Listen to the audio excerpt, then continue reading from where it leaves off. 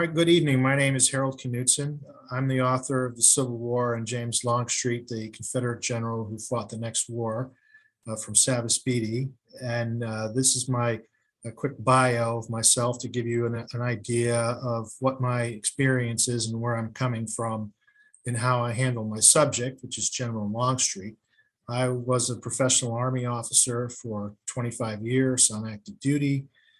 And I look at my subject through the lens of military doctrine and my experiences in the training areas and combat and all of that combined, in addition to also looking at primary sources and using the historical method. So I think that's important because my thesis is very different from a typical book about a general. This is not a full biography. This is a very focused look at military analysis, I would say, by way of General Longstreet. So that is my, give you a caveat of how I look at it. And before I start, I usually explain to every group, depending on how much they might know or not know very much about General Longstreet, that of course, General Longstreet has been the subject of quite a bit of controversy that occurred after the war, ostensibly, after Robert E. Lee passed away. But most people who know something about him and have read a lot of the mainstream historiography on the war probably have the sense that General Longstreet has been treated fairly negatively in a lot of these writings, and that's pretty true.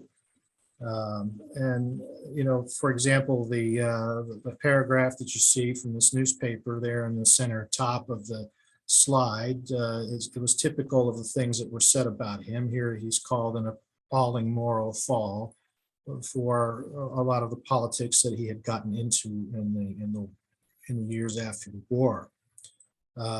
Real quick, the years after the war, his issues began right away in 1866. He helped Mr. Swinton write campaigns of the Army of the Potomac, and there he said that he told Mr. Swinton that Lee had promised to fight a defensive campaign, which he derived from his input. And this year he also started with business and cotton brokerage and an insurance company there in New Orleans, and he received pardons the next year he and Lee received them from President Johnson. And he started writing these letters in the New Orleans Times, where he started to say he was in support of the 13th Amendment, which started to get some of his detractors a little angry at him.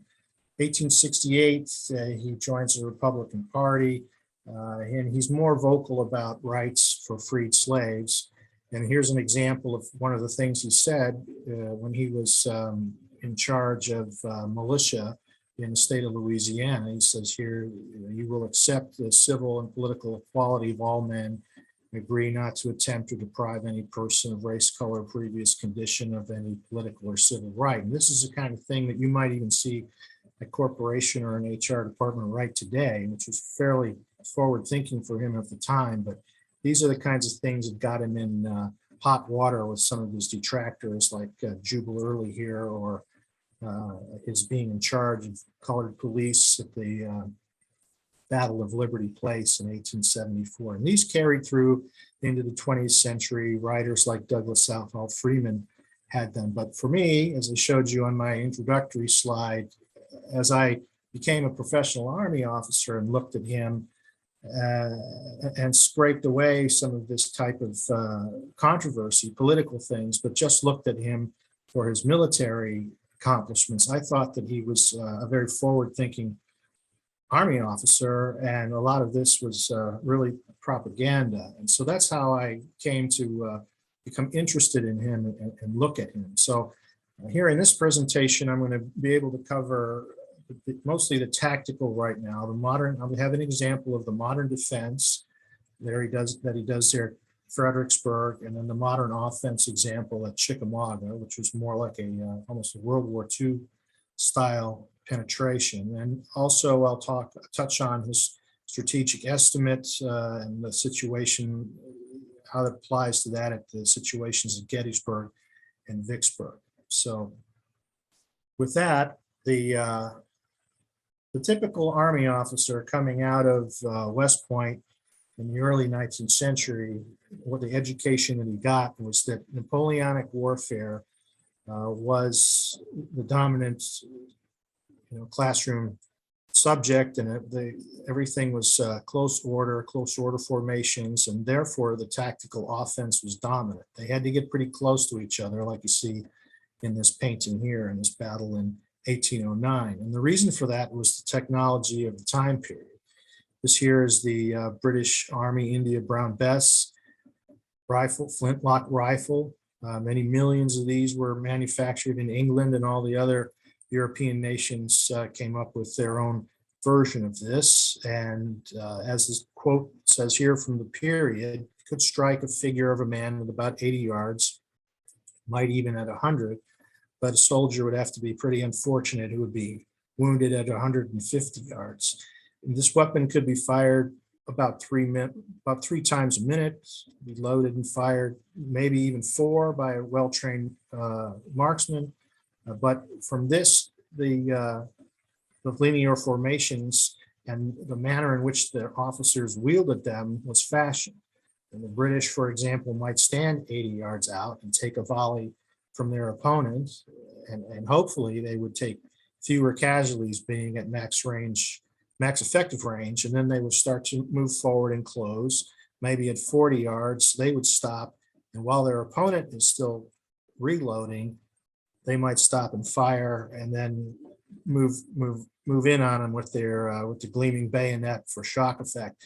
And having unloaded on their enemy at 40 yards, they were probably going to get more of them than their enemy got of them at 80 yards. So that was typical of the type of tactics used, and why people tend to think that the tactical offense, all things being equal, out in the open, was dominant in this period.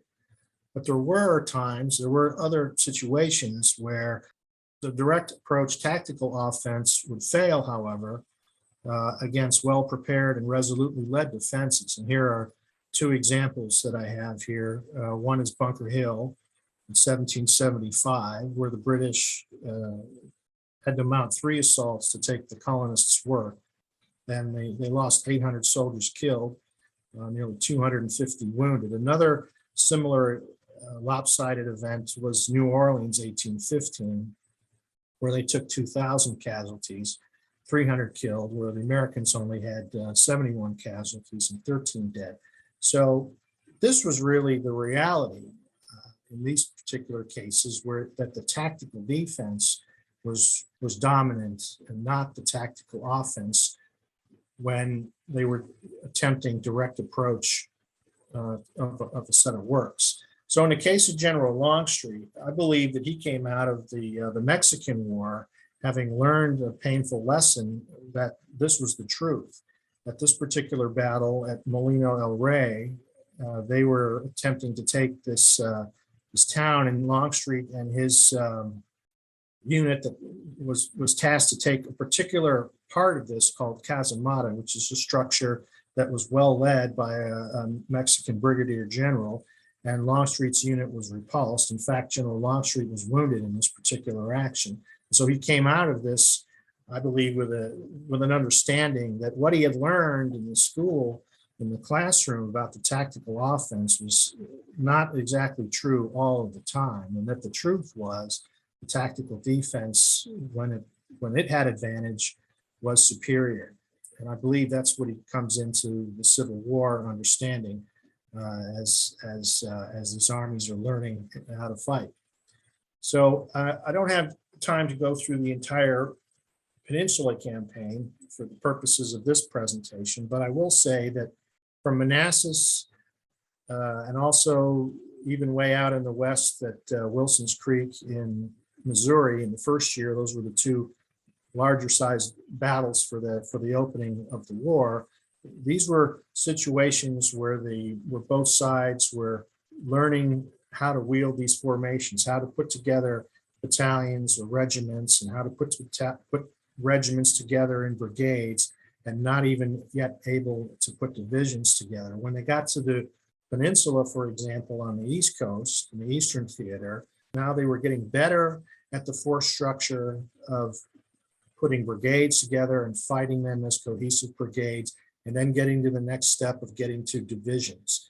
And just at the end of the Peninsula campaign, you have some situations where two divisions at least were able to put together a cohesive front, which would be similar, which would be the next, getting close to the next step and putting the wings and or what will become the corps together.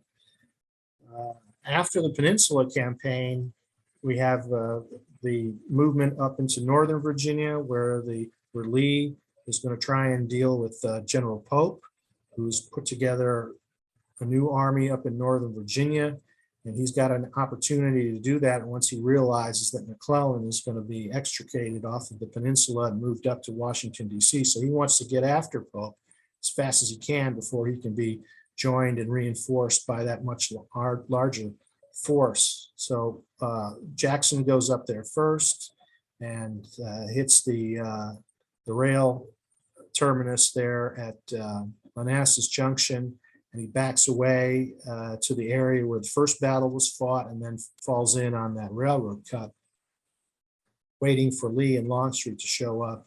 And when they finally do, Longstreet takes the time to put together this big attack that he has with 5 divisions this time, which I believe is probably the largest attack in North America up to that time in history, military history, putting 5 together under one commander. And we all know the result. He sweeps Pope's army and wins the day with this this type of attack. It's a lot wider than what he would do in the future. But point being that I also make the point that it's not only a victory of tactics and operational maneuver from south to north, but this becomes an example of a victory of organizational structure and what that does for command and control. So that summarizes, that gives you a little bit of a summary of how I explained the beginning of the war and what these people were dealing with in their learning curve. After the Second Manassas, Lee wanted to move quickly up into Maryland, and he had a number of reasons. Some of them were political. He was going to try and see if his army up there, by show of presence, would reignite some of the secessionist elements in the state and see if Maryland might come out and join the Confederacy. He thought that if they could have some kind of a good result up there, it might gain prestige in Europe, particularly in England, and gain the support of Lord Palmerston, the PM in England, who might then recognize the independence of the Confederate States. He also needed to do some foraging as well for his army, food-wise and supply-wise, which they were struggling with in the areas where they were located in Virginia. So this became the main reasons why they went up there at this point in the war.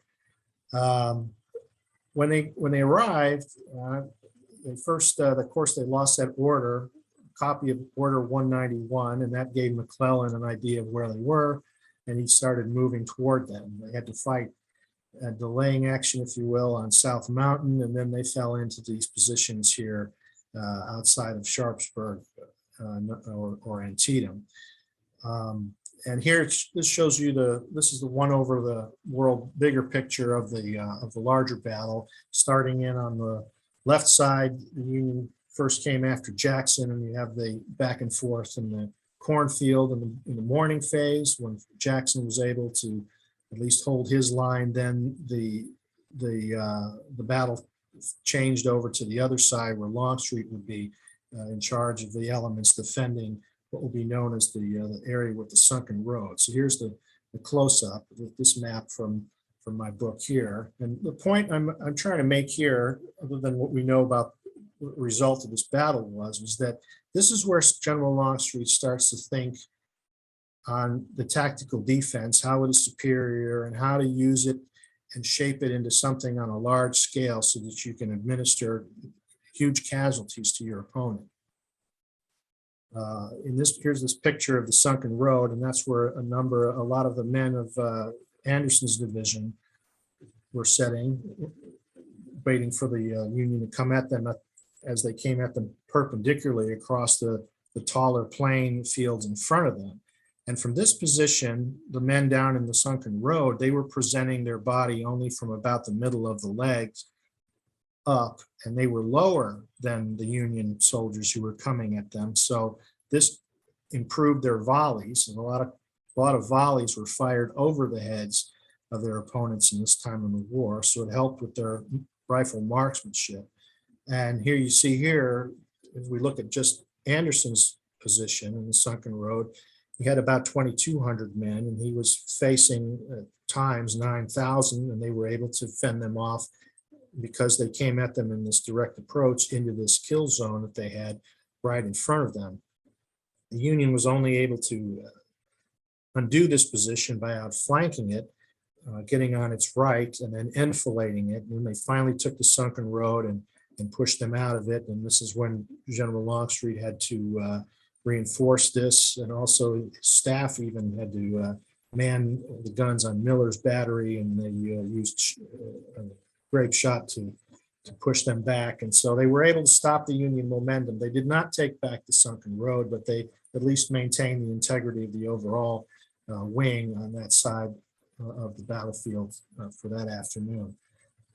Of course, Burnside had tried to cross the bridge. He got across on the right side and was threatening the entire Confederate army. And then we know that A.P. Hill showed up in the nick of time and put an end to that. So Confederates completed the battle still in control of their positions for the most part. So it was probably a tactical success for the Confederates, although none of these political, strategic,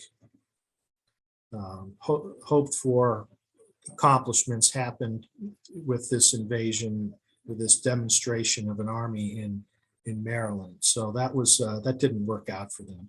But as far as General Longstreet was concerned, I think he took these lessons forward of how this kill zone worked, and he was going to work to find an even better way to make it even more useful and painful in the future. And that we're going to see here with what happens in Fredericksburg in 1862. So Lee and Longstreet are out at Culpeper Courthouse when they learn that General Burnside is going to be the commander of the Army of the Potomac, and they're pretty sure that he's going to try and cross the river at Fredericksburg. And instead of doing something like McClellan had done, work his way up the peninsula, this would be a way for him to cut it short and then turn to the right and then go after Richmond again. So Lee had ordered Longstreet to come out here with his wing and set up blocking positions, and he would bring Stonewall Jackson in as soon as he could.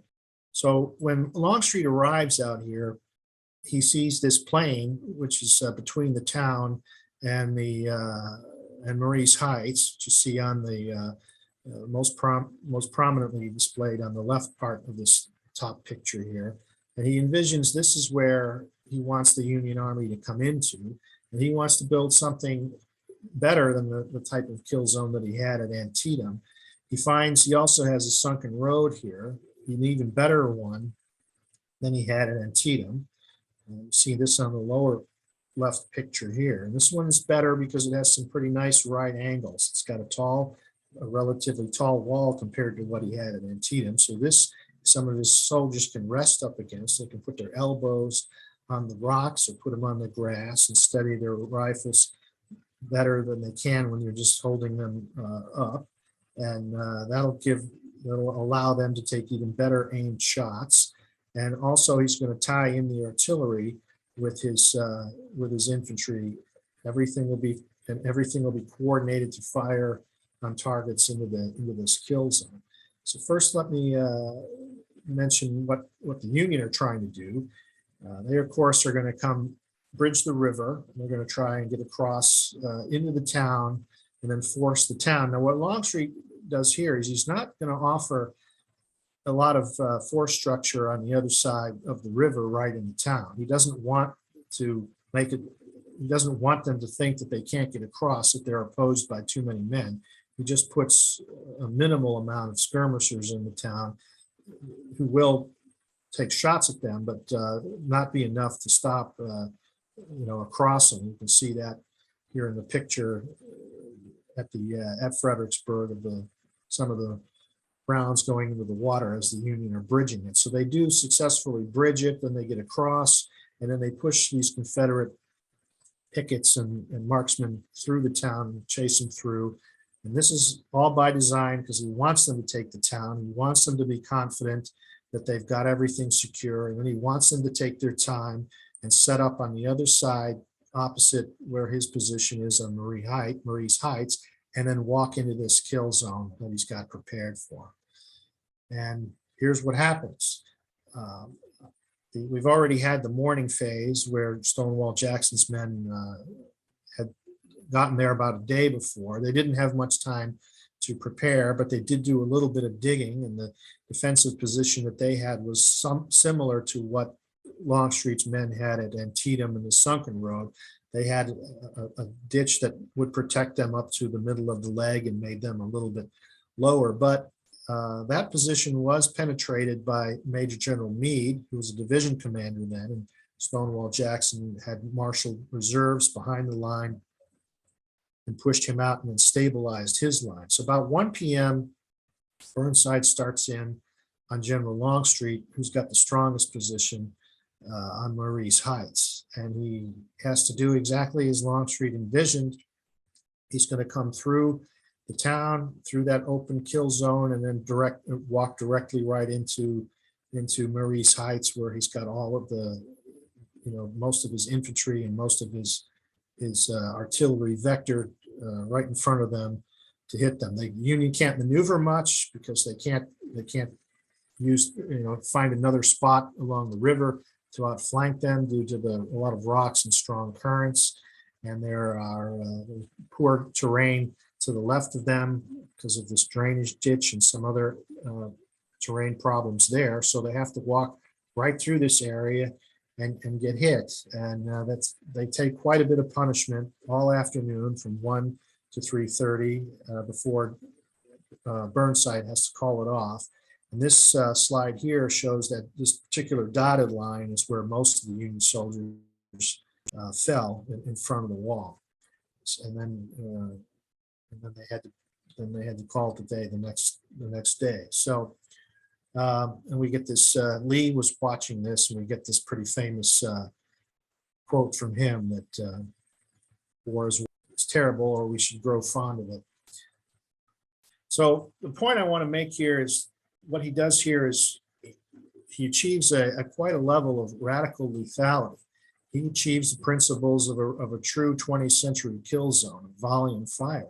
And he does this a couple of ways. Now, a kill zone that we're trained on in the Army is a concave type of place where you have high ground, and all of your riflemen have got everything in the kill zone covered. Each one of them has a lane of fire. Usually there'll be sticks pointed, put in the ground next to each of these firers, and they're told by their leadership they're only to shoot in that lane. So if they see a target somewhere else that's outside of the lane, that's not theirs to touch. Somebody else has responsibility for that on the other side, up and down the line to the left or the right. So disciplined fire is very important for your infantry in a kill zone. And of course, today we have automatic weapons, so every soldier fires. But in this particular time, they didn't have that, of course. And what Longstreet does here that's so different is he's got a line of firers, but then he's got men behind them that don't use their rifles. They just load them, 1 to 2 loaders behind each firer. And that's what they do. So in this time with these types of weapons, when they could only shoot about 3 times a minute, maybe 4, when you have somebody loading a rifle for you behind you, you fire at a target, then you hand back the empty rifle and the loader's got one ready to go. And then you acquire another target and fire. And then you hand that one back and the other loader's got one ready for you. So in this particular place, the firing line, the men on the firing line had their rate of fire up to 8, 9, 10 rounds per minute instead of just 3. And this creates this metal storm, this increased rate of fire that achieves a volume of fire that you're not going to see until later on when you have better weapons. So that's what he does with the infantry that creates this radical lethality. And then with artillery, here's a typical battery. Off to the right or the left would be 3 more pieces. Usually a 6-gun battery was pretty standard in the Civil War. And this gun here could shoot about a mile. So the cannoneers could usually see what they were shooting at, even at that range, until the smoke accumulated if they were firing a lot. But this cannon was essentially, therefore, it was a direct fire weapon. It had a very low arc.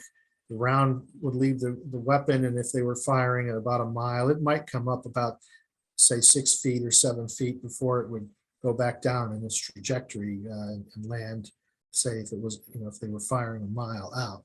And to show you what that means in the bigger picture compared to the advancements that would come, the gray arrow there to the left would depict this particular piece, shooting about a mile, a smooth bore weapon, flat trajectory. Now, there were some rifle weapons that were going to come into the war about mid-war, 1863, and they could shoot over 2 miles, but these were generally heavier pieces. And a lot of these were built with carriages and used in coastal artillery type of applications. So the field artillery still had to be smaller pieces. But in the future, about mid-1880s is when they figured out how to build a breech in the back of the gun that could withstand the expanding gases and then throw a round out to distances beyond the horizon that they couldn't see. Here you have various weapons from our modern period. The one there, the 155, is the one that I had in Desert Storm. It could shoot indirectly about 15 miles. Desert Storm, we still had this Cold War 203 millimeter 8-inch gun that can shoot over 20 miles. And you can see on this chart that from that distance, high angle, the round is going to go 7 miles in the air before it starts to come down on its trajectory toward the target. And they're all very accurate. The accuracy of this kind of weapon, the modern artillery piece, required modern mathematical, geometrical, and ballistics calculations that required a graph system with range deflecting protractors and data for powder and weather and all of these things that are put together by a fire direction center and an FDC. Here's a modern FDC and everything. Here's a modern FDC fire direction computer and a hardened laptop that they use today. You can either use digital with a laptop. They can still use the charts and darts, as we call them, from the 19th century to compute firing data, and then they send that to the guns over the radio or electronically, however they need to. But the point is that all of these advancements after the 1880s allowed artillery to spread out. It allowed it to step back and be able to reach out and hit targets from far away. Whereas in the 18th and 19th century, artillery employment was generally direct support to the infantry units. So for example, if this terrain feature here on the bottom is Mary's Heights, and here we have, I have depicted 4 batteries, or 3 batteries, 4-gun, 4-gun, and 3-gun. The 4-gun battery there on the far left would be working directly for an infantry unit out in front of it. And here you see I have a depiction of it firing on an opponent coming directly at it. But they generally wouldn't, in this role, fire in support of the other batteries, say to the right, because they were strictly direct support for their maneuver commander, who they had a working relationship with to support him. But with the ability of artillery to be spread out and reach targets from far away, we also, in the modern Army, are able to add a second mission, which is centralized fires, centralized artillery deployment, or reinforcing fires. And in a case like this, You're going to have an artillery coordinator who works directly for the Corps commander, in this case, a wing commander, General Longstreet. That would be Porter Alexander in this particular application. And in this case, because of the size of the kill zone and of the intent of how the defense is supposed to be, everything orchestrated by the Corps commander, not the lower level maneuver commanders. Here, General Longstreet takes the field artillery away from his subordinate maneuver commanders and places them under the control of his artillery coordinator, who coordinates all of their fires in concert to service targets coming into the kill zone. So that's one of the modern things he does here in conjunction, in concert with his infantry at this particular battle on a very large scale.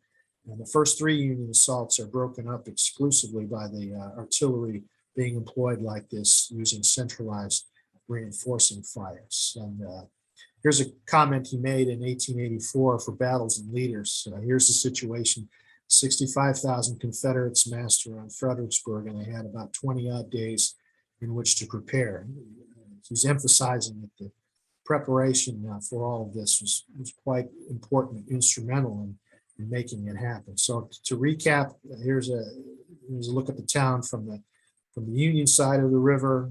First thing he does is he visualizes how the enemy is going to approach and how he's going to fight. That's the first step we do today in setting up the modern defense. Then you're going to select where and how to kill the enemy. Where is your kill zone going to be? And what is it going to look like? What are its shapes, the geometric shape of the thing?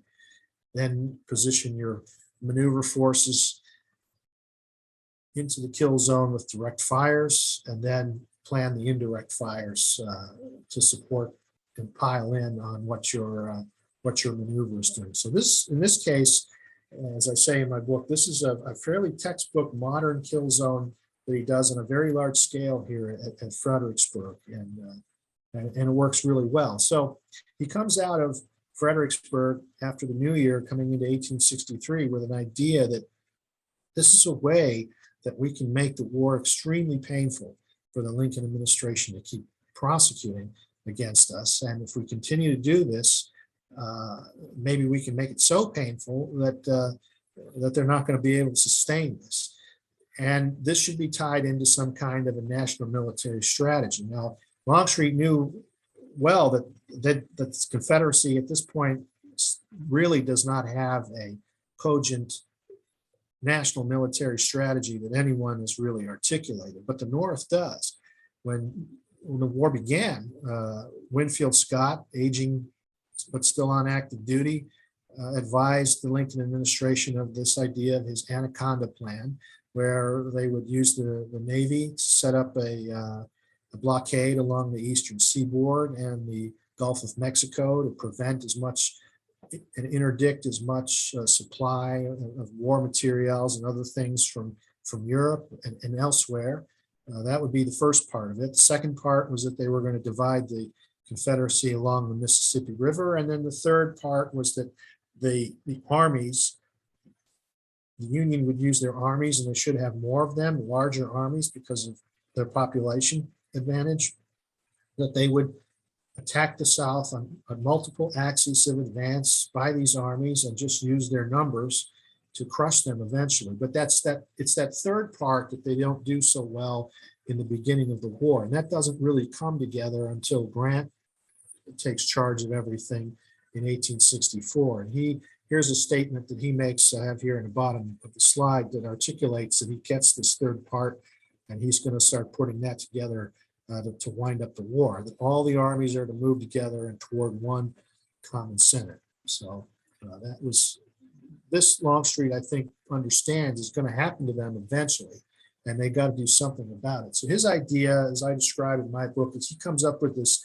defensive offensive, as I call it, a defensive strategy, national military strategy, with operational level offensives to support this. And this means that first they have to decide what is the defensible perimeter of the Confederacy. Longstreet looks at the major armies that they have, excuse me. They have Lee with a large army in Virginia. They have Bragg with a reasonably sizable army operating in Tennessee. And then they have other commands in Mississippi and along the coast. These are ostensibly under Johnston at this point. And everything to the west of the Mississippi River is going to have to be managed with smaller forces and cavalry. But this is the perimeter that Longstreet believes they should maintain and apply this national type military strategy to build windows of numerical superiority and go after a targeted Union army that is penetrated a part of this, and then go after it, use the interior lines of this part of the country, use the rail lines like I have here depicted on this slide, in green and red, which unfortunately depict different gauges and a certain amount of difficulty with movement there, but it can still be done.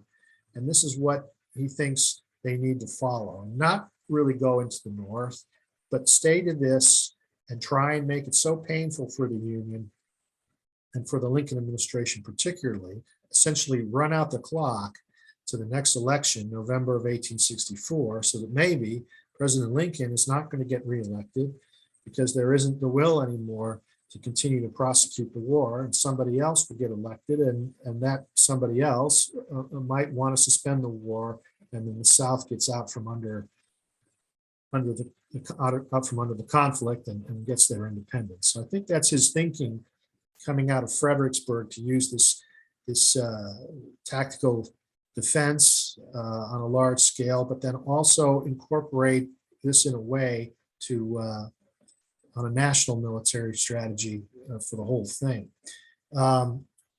What they're looking at then, of course, is going to be a Western concentration if they're going to do that, understanding that Lee has done reasonably well in Virginia, but they're not doing so well out west. And of course, Bragg has been pushed out of Tennessee and he's operating in Kentucky, and he's probably going to be pushed further south. But more importantly is the situation at Vicksburg that Johnston is essentially presiding over.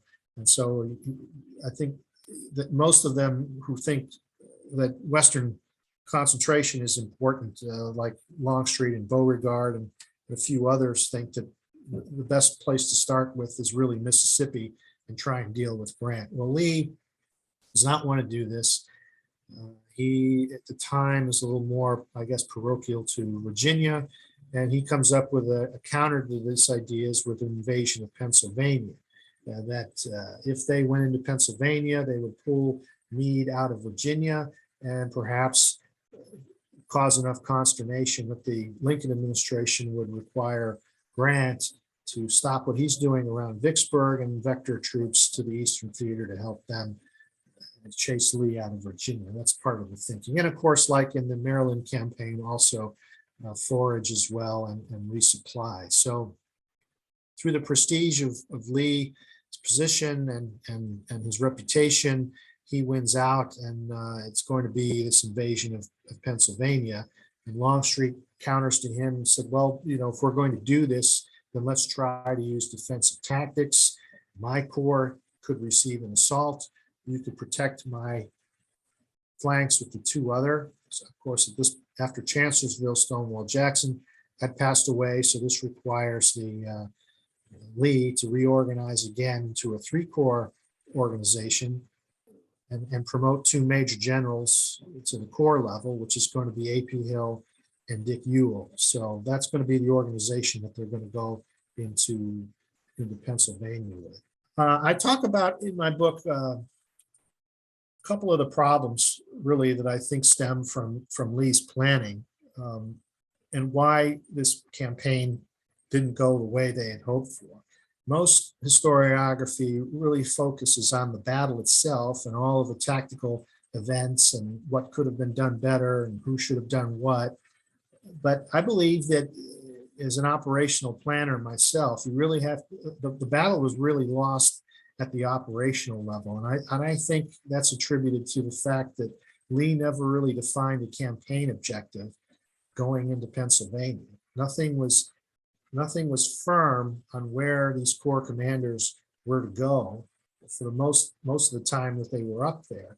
And this, you'll see, causes problems. they kick off on June the 3rd, start backing out of their positions in Virginia and start the movements into Northern Virginia on their way to Maryland, and then finally get into Pennsylvania. But most of these are posturing and slow movements to get up there, and Meade's, not Meade yet, but Hooker is following along slowly, but there still isn't really that hood ornament, if you will, that is the campaign objective for these three primary infantry corps commanders to follow. Ewell does make it up outskirts of Harrisburg by late June, and then Lee declares that Harrisburg is going to be the objective on or about June the 27th. And then, of course, he reverses himself the next day, and he orders a concentration in the Cashtown, Gettysburg area. And his idea is that he's going to nudge Meade to the east. And Meade's taken over, and he's gotten word through Longstreet, through his Longstreet spy or scout, whatever you want to call him, Mr. Harrison, who has seen two Union Corps in Frederick, Maryland. So Lee thinks that Meade is starting to catch up to him. And so he wants to get closer to him, which is contrary to what his initial idea was just to go into Maryland, then into Pennsylvania, turn to the right toward the Susquehanna River, perhaps in the direction of Philadelphia, or perhaps in the direction of Baltimore. And that's about it. That's not really a campaign objective. That's very vague. But as I say, catches himself at the last moment, declares Harrisburg, which would have been a good objective. But then ultimately he doesn't go there, and he goes to the Gettysburg area, and he gets sucked into this battle, and he loses at a place that really is of no strategic or operational use to him whatsoever. So what I have here on these two maps is a way of explaining this. The top map is the situation that I had when I was in the Army in Europe, in our defense positions known as the Fulda Gap. I was in the 5th Corps in Germany in the 1980s. 5th Corps was also at Gettysburg, and we had these two divisions, 8th ID. You see one near the town of, you see the one division there with the 3 brigade patches near the town of Fulda. That was my division. And then we had the 3rd Armored Division over by Frankfort. And our defense scheme was ultimately to fall on the flank of that long Soviet thrust that you see there, that long red arrow that was going to come into West Germany and go toward Gießen and then come down to Frankfurt. And that was a very large, powerful formation. We were going to be massively outnumbered all the time in a Third World War scenario in the 1980s. But we had better equipment, we had better NCO corps, we had better doctrine, we had more training, and we had a lot of advantages that we believed made us actually much better than them. And we felt that we had the operational and the tactical acumen that we would be able to deal with an invasion of Western Germany through these kinds of superiorities. The supporting Soviet attack to this main attack were going to be these arrows, these supporting troops coming out of East Germany that were going to come directly at us. And we were going to try and break them up in kill zones, places that we also called bowls in towns like Fulda and Hohenfeld. And we were going to trick them. And then when we were done dealing with them, we would fall on this main attack. Now, the thing about these bowls is that you set up several of them, and you attrit your force, you attrit your opponent, and then you back up to the next one, and you chew them up until they are combat ineffective. If you now go to the bottom map, if you look at the Pennsylvania situation, this is what I think would have been much better for Lee to do, a strategy like this, where you're looking for defensive terrain that you want to confront your enemy in and find a bowl and set up a kill zone. There are lots of places around Harrisburg, and a good piece of high ground is the one I have depicted here called Fairview Park, where they could set up the 3 infantry corps and receive an attack, if this is how it unfolded, and then back up somewhere else and let them come at them again and attrit them some more. And I think this kind of thing would be much better than what would have happened, what actually happened at Gettysburg, going on the attack against well-defended positions. So I think this is what I articulate as the problem with never having defined a campaign objective, because the Corps commanders, they don't really know what's going on or what their true role is. None of their efforts are synced to achieve a campaign objective. They're just making it up as they go along. And I think that becomes the problem that causes Lee to get sucked into. And as I said, his concept of the operation, the order was just to go into the state and move generally toward the Susquehanna River, which is very vague. And this is something that can be misunderstood, as Mulkey here says. If it can be understood, it will be misunderstood. And I think that's exactly what happened to Lee. And in fact, it was Lee himself who misunderstood his own directives because he didn't have a sound campaign objective. And that's what happened to him. So that's the realm of which I explain the Gettysburg situation in the operational level.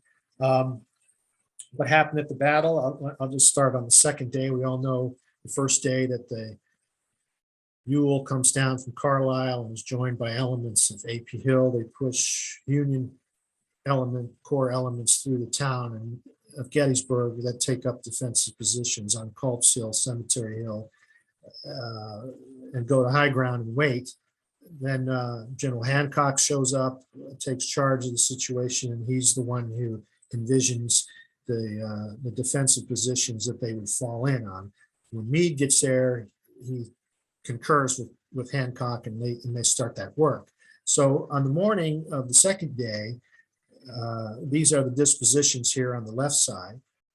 And Lee is out early in the morning looking for what is the best course of action. He sees the Union line filled in about halfway down Cemetery Ridge, and he thinks, well, there's the flank. That's an option. Then he rides around to the other side to go see Dick Ewell, which takes a couple hours. He talks to Dick Ewell to see if there's possibility over there, and Ewell tells him, no, there is not. So he decides that the main attack is going to have to be on the other side. And he tells General Longstreet that he's going to be the main attack for the day. Now, of course, you can see Longstreet's two divisions that were available on this day, Hood and McLaws, they're going to have to go this circuitous route to get into the position, and they're not going to be ready until the afternoon. Lee's first idea is that they're going to move, their axis of attack will be generally along the Emmitsburg Road to catch that Union flank that he saw in the morning. But unfortunately, the flank is no longer there. It's been filled in the hours that he's been away. And none of this has been really brought to Lee's attention. So he's making his battle plan is based on irrelevant intelligence.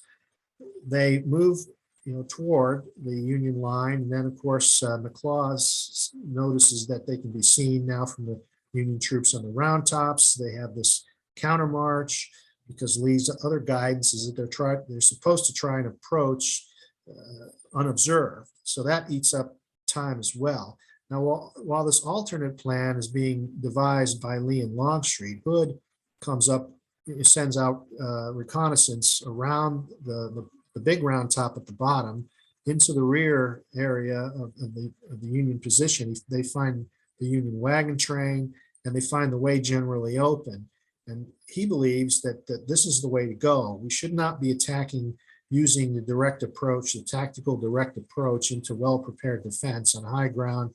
And in my case, up against, a position with large boulders where the enemy can hide behind there, and we call be known as the Devil's Den. He proposes this attack that I have depicted here on the left map to get in around them and show up where they don't expect you to come. We call this in the military sometimes trying to create a situation that puts the enemy, your enemy, on the horns of a new tactical dilemma. They're not going to be in any kind of tactical dilemma if they're sitting there in their well-prepared defense waiting for you. You're the one with the tactical dilemma, figuring out how to penetrate that without losing all your combat power. But when you show up where they aren't, then it's a whole new situation and they have to react. So that's what he was trying to get General Lee. Well, he brings it to Longstreet. Longstreet likes the idea and try and convince General Lee to do this instead of this direct approach. Well, Lee overrules this, of course, and they are forced to make their attack. McLaws goes into the peach orchard and the wheat field, and Hood goes into the round tops and into the Devil's Den, and they're not successful in penetrating the Union line or turning the flank, and they take heavy casualties in doing so. So it's an ineffectual battle plan. Now, Hood's idea gets criticism from a lot of historians that, it would have failed because he would have been pounced on by Union reserves, or Meade would have vectored enough troops to go after him and crush this arrival into the rear area. Well, it's possible, but we don't know that. But I can tell you for sure that it's probably still a better idea to force your enemy to have to react to you on ground that's each of you have no advantage compared to what they had to run into, which was well-defended high ground. And it works in a similar situation in the future for Field Marshal Rommel in North Africa. At this battle of the Gazala line, the British had a very stout line, which is a similar line to what Meade had at Gettysburg. This one was anchored to the Mediterranean Sea and had a strong point at the bottom called Bir Hakeem, like the strong point on the bottom of this line, the round tops. And Rommel had the same dilemma. I can either figure out how to force this thing, how to penetrate it, or I can go around. And he chose the latter, like Hood's proposal here. And with his 3 German tank divisions, with their left flank covered by the 1 Italian tank division there called Erite, they swing around and get into the rear area of the British, and this causes them to have to react and pull reserves out of the line, troops out of the line, and deal with this. And eventually, the line becomes untenable and it collapses. And so he wins this thing by doing exactly what Hood proposes here that they should do on day 2. Well, unfortunately, that doesn't, as I said, that's not what they do. And, the Union are much better able to use their interior lines and reinforce wherever, McLaws and Hood come at them, or Hill or whoever else.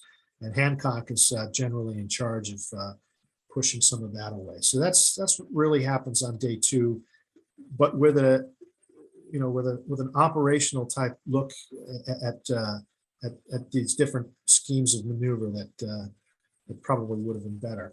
I'm not going to go into the details of the infantry assault on Pickett's charge, but as an artilleryman, I do have these maps in the appendix of the book, and I'll just say briefly what I would have done, what I think would have been a better scheme of fire support than what they had done at Gettysburg.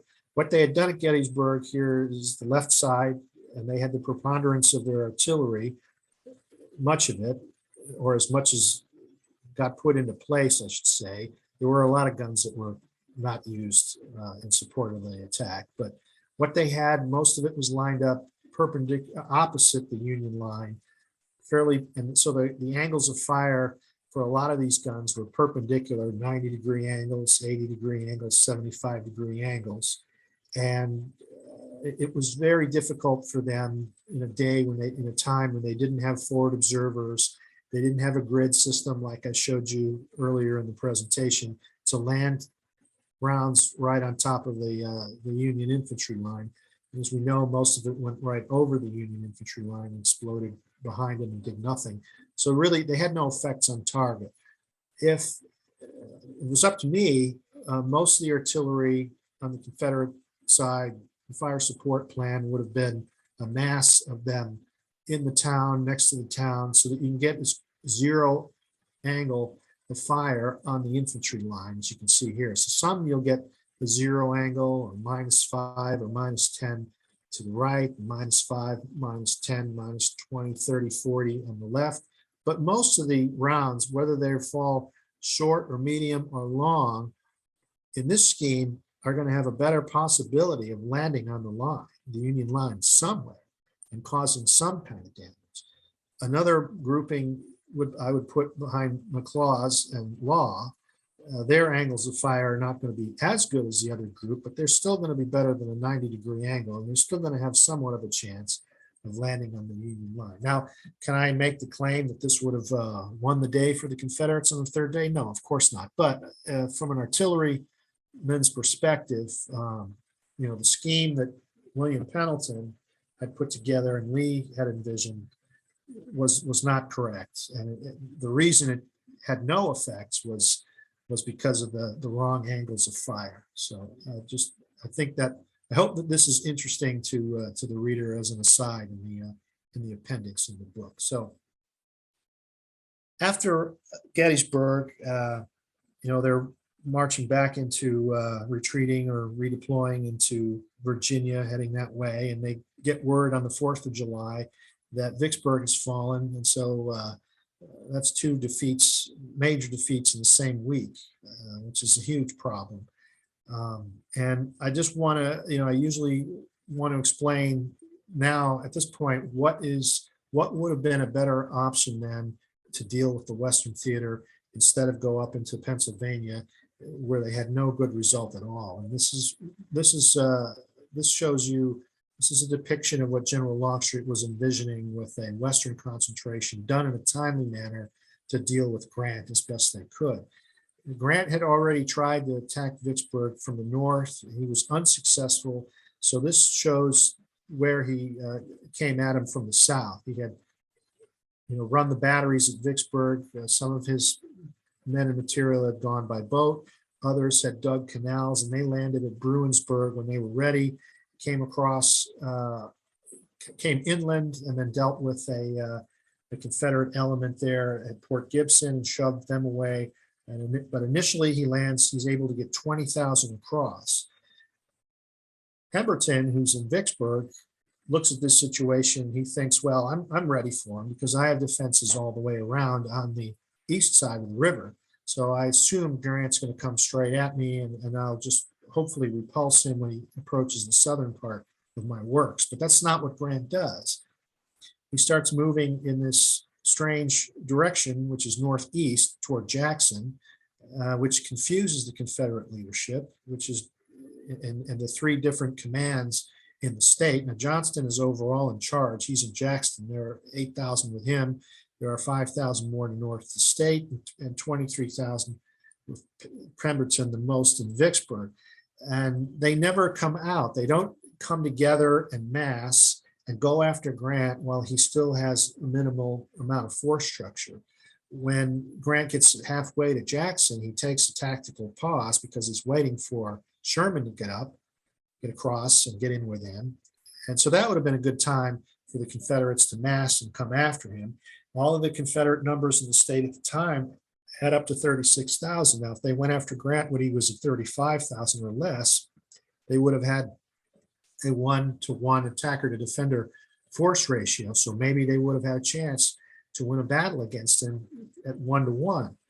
Now, if they had executed a Western concentration, bringing in additional troops from the Eastern Theater, say, a wing of 20,000 from Virginia, that brings your number up to 56,000. And if they'd gone after Grant when he was still, at a minimal amount, maybe they would have had a 2-to-1 attacker to defender ratio. So this is the kind of idea that Longstreet had. And I think it's worthwhile. It's good to consider this sort of, part of the defensive offense in light of what happened at Gettysburg, and understand that this is really where they probably needed to shore up their situation and not go on northern soil, because not only obviously they lost the battle at Gettysburg, but this here is still on southern soil. And if Grant had lost a battle, he might have gotten fired. A lot more pain, I think, political pain would have come with this for the Union than a situation in Pennsylvania. So obviously they didn't execute that either, and Vicksburg is lost. And so what's left is Bragg's army, and Bragg has now been shoved down into northern Georgia at the conclusion of Rosecrans's Tullahoma campaign. However, Rosecrans has made a mistake, and you can see that on this map here. His three corps are too far apart. They're way too spread out to support each other. And Bragg recognizes this, and he also knows he's getting reinforcements. So this puts him in an offensive mindset, and he plans he's going to go after the center one, which is under Thomas, and he's going to move after him as soon as he can. He's collected some reinforcements from Beauregard further south along the coast, and by the 18th, some of the troops, the advanced troops from Virginia, are coming into theater. The first, on the 18th, is the first contact. It's a smaller engagement at a bridge, mostly between cavalry elements, but the 19th is the first day. Now, let me orient this. Here's a closer in on an older map. And you can see the red units, of course, are the preponderance of the Confederate Army, and the darker ones of the Union Army on the south side of Missionary Ridge. And Bragg's plan is he's going to start on his right and then try to shove the Union Army down into that grayish blue oval I have on the map. That's known as Lemore's Cove, and we call this in the military non-permissive terrain. This is difficult, hilly, wooded terrain where it makes it difficult for unit commanders to exercise command and control. And if he can shove them down in there, he will have separated them from their new supply base at Chattanooga and have them in this bad terrain where they have no communication with or way of getting supplies. So they would probably have to infiltrate across the state line into Alabama and move up to Bridgeport to reassemble. But that's his plan. It's not a bad plan. And that's what he's going to go with. And here's what happens on the day one, which is the 19th. Longstreet is not here yet, but Hood is from Virginia with 3 brigades from Virginia, and there's no wing commander on the left. Hood, Buckner, Hill are essentially peers, so there's no conductor on the left side as a wing commander like the other side, which is led by Polk. So the idea is that Polk is going to, as I said, fold the Union left wing, and then they're going to shove everybody down into Lemore's Cove along the front side of Missionary Ridge. But it doesn't really happen. And there are problems in Bragg's army with command and control. And so a lot of these battles on this particular day are essentially, brigade versus brigade, and they're getting, in behind each other and on the sides of each other. There's not a lot of concerted, cohesive movement that causes a penetration of the Union line or folds the Union left in any way. Confederates do manage to shove the Union back, and they maintain the initiative by the end of the day. And the good thing for General Rosecrans is that he's got all his 3 pieces put together, his 3 primary corps put together by the end of this day. So the danger of having one of his corps, clipped, pounced on, and destroyed or dispersed while the other 2 are separate, that part goes away. So he's lucky there. But this is the situation on the 19th, on the first day, and Bragg is not able to get the execution part to work. Longstreet shows up on about 11 o'clock on the evening of the 19th. He has to find Bragg's headquarters in the dark. He finds him, and he has a meeting with him about midnight. And Bragg tells him he wants him to be in charge of the left wing, organize that. He gives him a map of the area, and that's going to be the plan for him. The battle plan for the day is going to be a repeat of the 19th. This time it's going to be an echelon attack starting on the right, and he's going to try it again. He's going to try and fold the Union left and shove them down again toward the southwest. Well, the problems of command and control and getting the word down to the lower level units is kind of chronic in Bragg's army. So the word doesn't get down to D.H. Hill, which is the most right infantry unit that is going to kick off the echelon attack, which was supposed to go in at 7 o'clock in the morning, and he never gets the word. So it doesn't. And, Bragg is expecting to hear the attacks go in when he's up at 7 and he hears nothing. And Longstreet is wondering what's going on, with his part waiting for the most left of the right Confederate wing to give a signal, but nothing's happening. Bragg sends his staff down to the Confederate units on Polk's wing to get him cranked up and get him going, and they start attacking around 10 o'clock, pretty late. And of course, the Union were able to use this time for position improvement and stiffen up their line. So they don't offer the flank. They don't allow their line to be ruptured at all. So early in the morning, Longstreet realizes, well, Bragg's plan is miscarried because it hasn't even kicked off when it was supposed to start. So he comes up with an alternate idea, and he breaks through, ruptures the Union right wing, and sends it fleeing, lots of men panicking, and he turns to the right instead of the left once he penetrates and starts mopping up who he can on the Union side, and trying to use this fast go terrain in behind the Union other wing. He wants to get around them and perhaps even bag the entire rest of the Union army. So that's generally the scheme of the maneuver once he's penetrated the Union line. The guy who was thinking on his feet on the Union side is Major General Thomas. Now, Rosecrans had already fled the battlefield to go to Chattanooga and put out on the wire to Washington, D.C. that he'd been defeated and this calamity was happening. So Thomas becomes the de facto commander of the Union Army, and he realizes that this terrain feature called Snodgrass Hill is what he's got to use to rally the panicked troops and make a stand up there and hold out until the daylight is gone, and he can use the nighttime to extricate the army and hopefully escape. So that's what happens once Thomas comes into the picture. Of course, Longstreet starts to assault Thomas, and he needs some reinforcement. He tries to convince Bragg to give him the one division on the other wing that's not even engaged, which is Cheatham, and Bragg doesn't understand this, but so he doesn't get those reinforcements, and he tries to reduce Snodgrass Hill with what he has, but he doesn't have enough daylight left, and then the battle ends, and Thomas is able to extricate the army and save it. But the point I want to make here, the thing that I think that he does is so modern in this battle here, is his attack formation.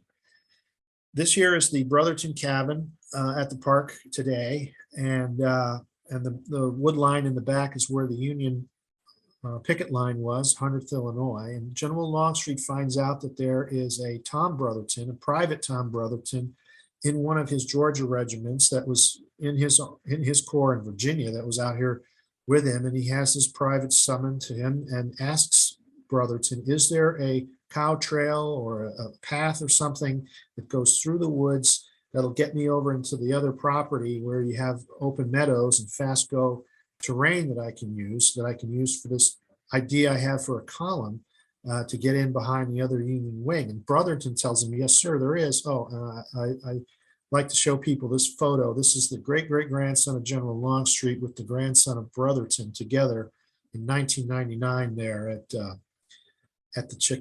in the area there in Chickamauga. So Brotherton tells the general that yes, there's this cow trail that goes from his property over to the other property, which is the Dyer property. Today, of course, the battlefield, it's this road.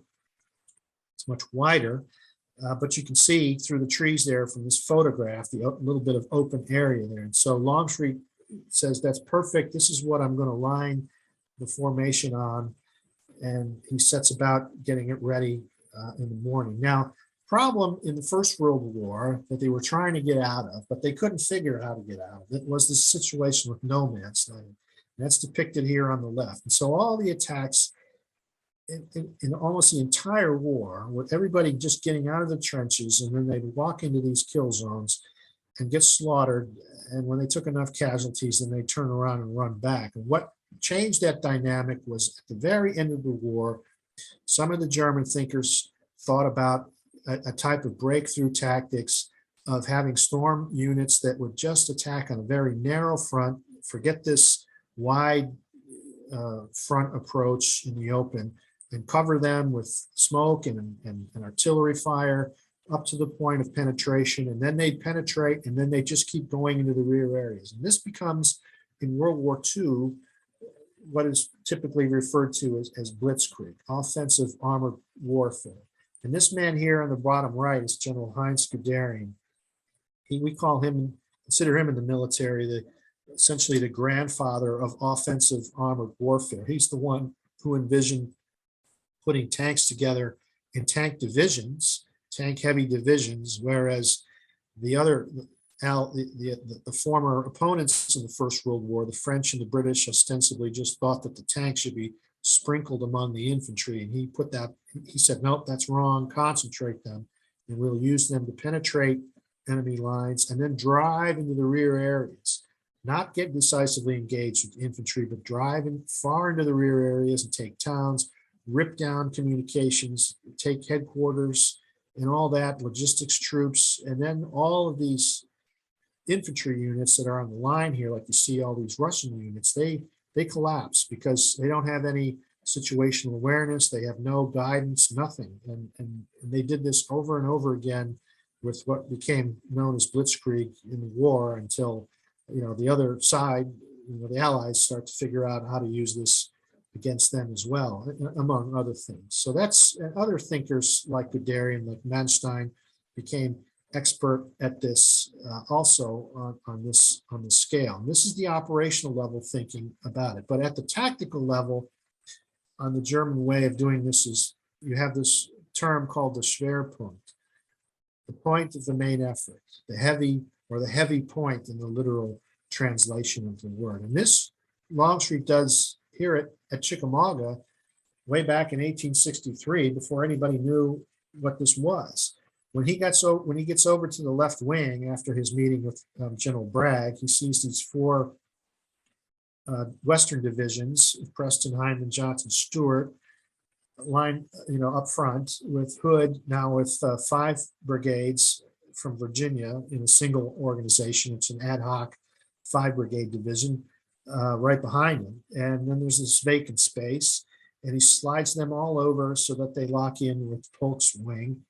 And he selects the 3-brigade division of Bushrod Johnson to be the point of the spear, of the Schwerpunkt. Fulton, McNair, and Sugg, and then Hood slides over the 5 brigades from Virginia right behind them. So he has 8 brigades and 5 echelons that are going to go through when he's ready to launch this attack.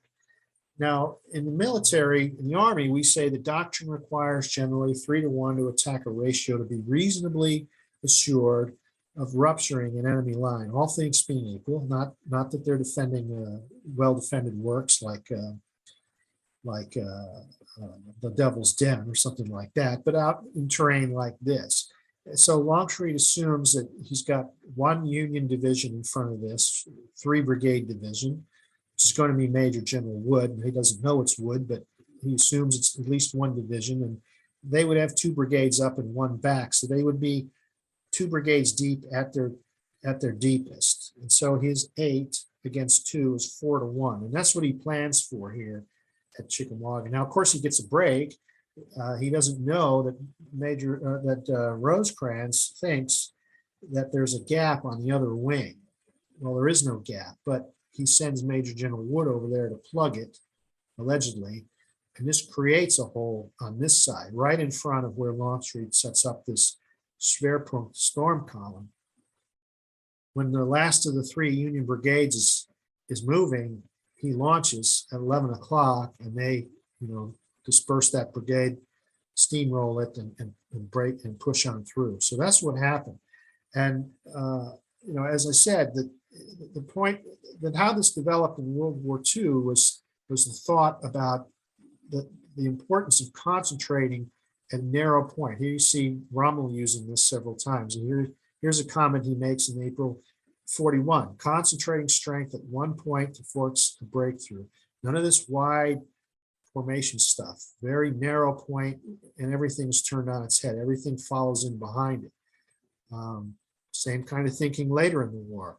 On the American side, for example, After the D-Day landings, we're led to believe when you watch movies and miniseries and read books that everything seemed to work fairly smoothly, that they moved inland and then just swept the Germans out of France in quick succession. That's not exactly true.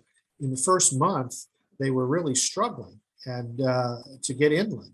And this gave the Germans time to bring in reinforcements from Russia and other places to firm up their line. So, by the end of June and early July, the Allies were hardly making any progress at all. And here, Patton notices this and complains about it. He makes this comment here before Third Army is made operational. He says here, they try to push all along the front and they have no power anywhere. And when he finally comes into the picture, he convinces Eisenhower that this is wrong. We have to find it. We mass at a narrow point, punch through. He does this way out on the American right, goes down along the coast, and then breaks out into the open country, and it works perfectly. And this is the idea of, the German Blitzkrieg, or this, the American version of it, offensive armored warfare. So it's what you have here in Chickamauga. This is Longstreet taking the lessons of Gettysburg and improving upon them a month later. Here's the Brotherton cabin there on the right. And from that point, right behind it, you have the woods. They're only 175 paces from that point to where the Union picket line is, or where the brigade, or the main one of the Union brigades from Wood's division was right behind them. So they're only going to be out in the open and exposed for a short period of time compared to what happened at Pickett's charge. Here, they're out in this open plain, which is a perfect kill zone. See on the bottom right, their formation were brigades shoulder to shoulder, a wide formation, a mile wide, and they had to go a mile and a half forward, exposed to artillery fire, and then, of course, rifle fire when they get close to the Union soldiers at the wall. So that's why this doesn't work. But here, it's very narrow, only 2 brigades wide, 450 yards wide, the 2 forward brigades of Bushrod Johnson's division, and they come across only for a short period of time out in the open. This is a picture of a plaque that's at the Brotherton cabin. It's a little bit washed out from the sun, but it's an artist's depiction of what the Union must have seen and how it looked to them. The first echelon is coming at them. The second one is behind them. The third one is emerging from the woods, and there's 2 more behind that. So here's the formation as it moved forward. And as I said, Longstreet then changes its avenue of approach to the right instead of the left, because the echelon attack didn't work, and he starts to go head toward Thomas on Snodgrass Hill. His idea is to get past that and get on those roads behind it so that he could seal off the McFarland Gap and the Rossville Gap, and then perhaps bag this entire army. So this is a very classic modern style attack that was common in the Second World War when it was done well. And one of the other reasons one of the main reasons I call him a general who fought the next war. So I'm going to end there, and there's my book information from Savis Beatty, and I will open it up to any questions at this point.